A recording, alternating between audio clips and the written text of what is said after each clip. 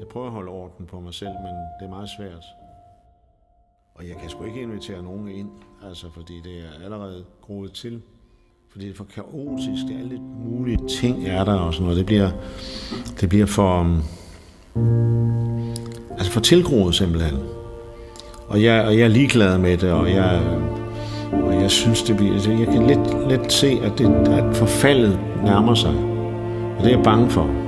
Absolut bange for. Bare bestemme sig for, hvad man vil lave, hvad man vil prioritere. Det er jo et problem af helvede til. Jeg er ikke organiseret i mit hoved. Og jeg har en intens fornemmelse af, at tiden skrider. Det er en mærkelig følelse.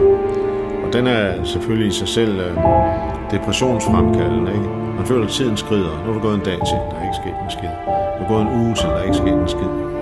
Så må man prøve at lave nogle små projekter. Man prøver at køre et eller andet sted hen, eller sådan noget.